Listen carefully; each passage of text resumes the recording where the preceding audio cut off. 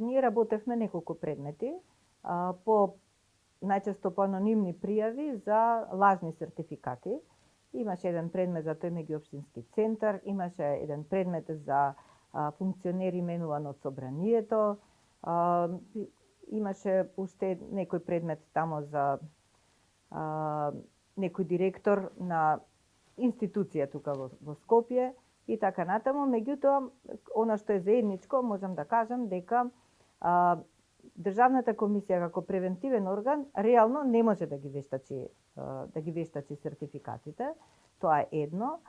Второ, дека има пропусти и во законите. Например, предметот што беше за директорот, во материјалниот закон стои дека потребно е да достави сертификат или уверение, што е многу различно.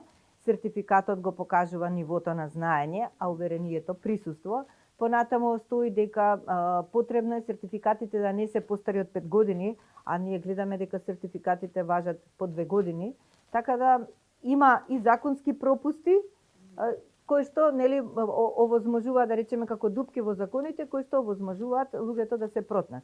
Меѓутоа, ние се соочивме и со еден пример, каде што функционерот, например, не ги достави документите, се обративме до институцијата што го именувала, Собранието на Република Северна Македонија, таму добивме одговор дека му се вратени документите, така да 3 години се допишувавме, немавме одговор ниту од институцијата каде што работи, ниту од него лично, не добивме документација, пошто издадовме прекршачен платен налог, кој што го плати. Значи го плати, со тоа фактички си ја признава вината. На јавна седница го прочитавме по име и презиме и толку.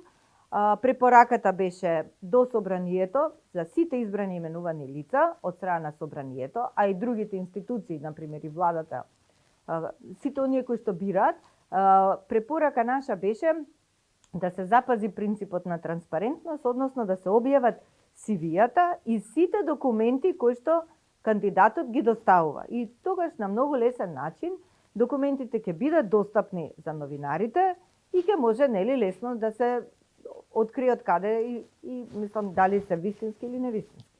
Да се воспостави јасен начин за верификација на овие сертификати.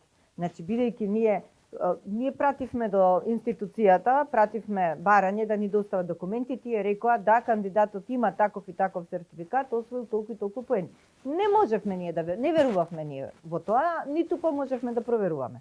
И од тие причини дадовме таква препорака. Министерството за образование, заедно со сите релевантни институции, повикани во овој случај, да воспостават јасен систем за проверка, за верификација на сертификатите и да обезбедат начин на полагање, значи решение како ќе се полага во државата и на кој начин тоа може да се проверува. Од тука произлегува ризикот.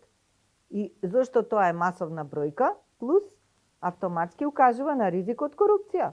Дека тука не можат да положат, затоа што треба да си го поминат, затоа што тестовите тука не се прегледуваат во Скопје, тестовите се прегледуваат во центрите, каде што треба. На времето кога сум полагала, во Лондон се прегледуваат тестовите во Бритиш центар кога полагавме на времето. Значи, тестовите се прегледуваат во центрите, тие се плашат од тоа и поедноставно, како кажа таа директорката од Рачево, вика, јас си платив 800 евра, ми побараа број на пасош, толку.